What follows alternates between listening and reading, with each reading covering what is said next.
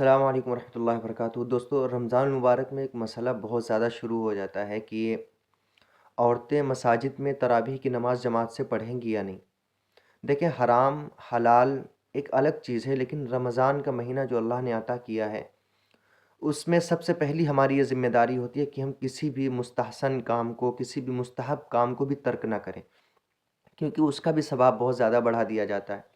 اب سب سے بڑی بات یہ ہے کہ ہمیں یہ دیکھنا ہے کہ عورتوں کا مسجد میں نماز پڑھنا جماعت کے ساتھ افضل ہے یا گھر پہ نماز پڑھنا افضل ہے۔ یہ دو چیزیں، اس پوائنٹ کو لے کے ہمیں چلنا ہے۔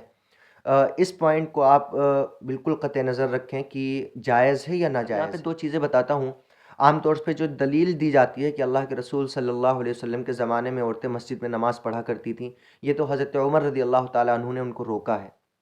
ٹھیک ہے، آپ کی بات بھی صحیح ہے، اور چونکہ اللہ کے رسول صلی اللہ علیہ وسلم نے مسجد میں نماز سے عورتوں کو نہیں روکا تو جواز بھی ہے۔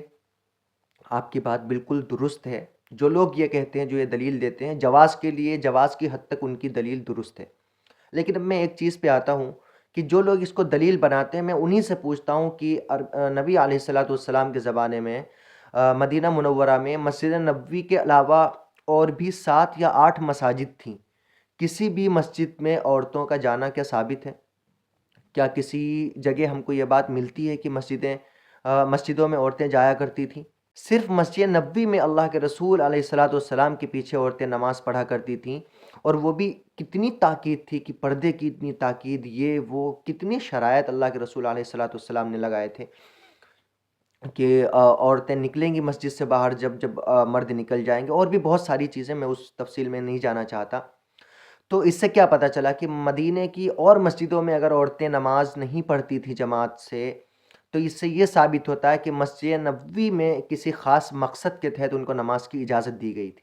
اور ابھی آخر اللہ کے رسول علیہ الصلاۃ والسلام کا قول اور آپ کی حدیث بیان کروں گا، لیکن اس سے پہلے یہ سمجھ لیں اب تو کیوں اللہ کے رسول علیہ الصلاۃ والسلام نے مسجد نبوی میں جانے کی اجازت دی تھی۔ اس کی صرف اور صرف خاص وجہ یہ تھی کہ اسلام اس وقت نیا نیا شروع ہوا تھا، دور ابتدائی تھا۔ اللہ کے رسول علیہ الصلاۃ والسلام کا جو بھی زمانہ ہے وہ اسلام کے لیے ابتدائی دور ہی کہا جاتا ہے۔ تو چونکہ مسائل کا نزول ہو رہا تھا، قرآنی آیات کا نزول ہو رہا تھا، تو وہاں تعلیم کے لیے اصل عورتوں کو جمع کیا جاتا تھا۔ دوسری جگہ تعلیم اللہ کے رسول علیہ الصلاۃ والسلام کے علاوہ عام طور سے لوگ نہیں کرتے تھے، تو جو چیزیں نازل ہوتی تھیں وہ اللہ کے رسول علیہ الصلاۃ والسلام مسجد نبوی میں بیان کیا کرتے تھے، تو اس وجہ سے وہ تعلیم کا دور تھا، سکھانے کا دور تھا، اس لیے مساجد میں عورتوں کو آنے کی اجازت دی گئی تھی۔ پھر افضل کیا ہے؟ منع اللہ کے رسول صلی اللہ علیہ وسلم نے آخری وقت تک نہیں کیا کہ عورتیں مسجد میں نہ آئیں، یہ نہیں کہا ہے۔ ہاں، لیکن حضرت ام حمید الساعدی رضی اللہ تعالی عنہ، ان کی حدیث ہے، میں حدیث کوٹ نہیں کروں گا ابھی، لیکن حدیث اوتھینٹک ہے۔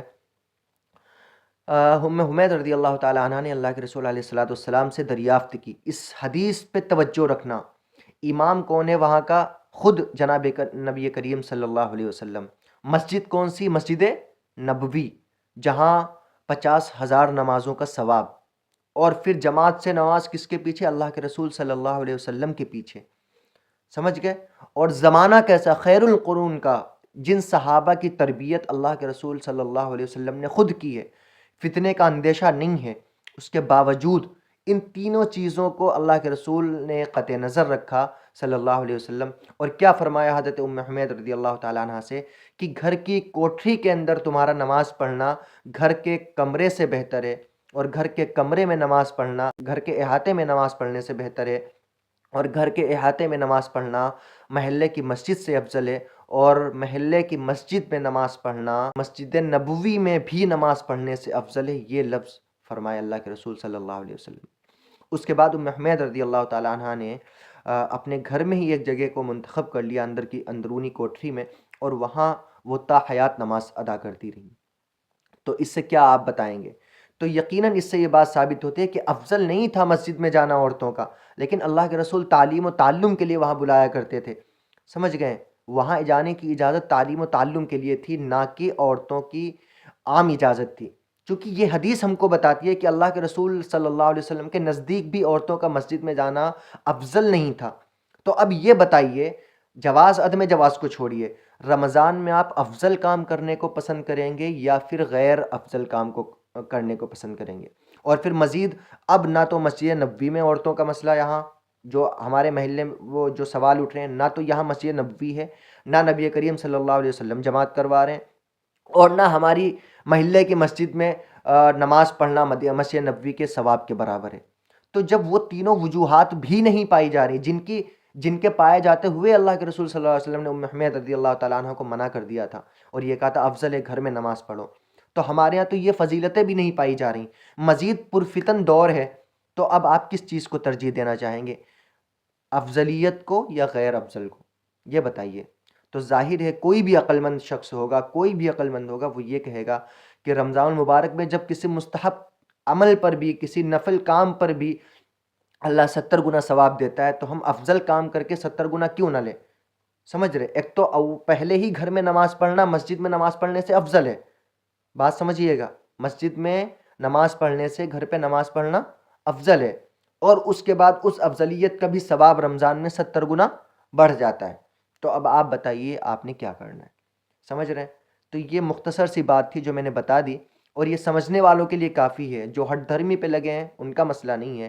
ہم نے آج بھی مسجدوں سے عورتوں کو منع نہیں کیا ہے، حرام کا فتویٰ نہیں ہے، علماء نے مکروہ تحریمی لکھا ہے فتنے کی وجہ سے، وہ اپنی جگہ مسلم ہے، مکروہ تحریمی ہے کیونکہ فتنہ بہت شدید، لیکن لوگ یہ کہتے ہیں کہ گھر میں رہنا یہ زیادہ بڑا فتنہ ہے کہ وہ دین سے دور ہو رہی۔ بھائی گھر میں دین پہنچانا مردوں کا کام ہے، عورتوں کو مسجد بلا کر کے مزید نیا فتنہ کھڑا کرنا یہ عقل مندی کی علامت نہیں ہے، سمجھ رہے ہیں؟ تو گھر پہ عورتوں کو رکھے، مردوں کی یہ ذمہ داری بنتی ہے کہ وہ دین مساجد سے سیکھیں، علماء سے سیکھیں، اور اپنے گھر کی عورتوں تک اس چیز کو پہنچائیں۔ اب تو کتابیں موجود ہیں، سوشل میڈیا اویلیبل ہے، بہت آسانی کا معاملہ ہے، گھر پہ بیٹھ کے دین سیکھ سکتی ہیں، سمجھ سکتی ہیں۔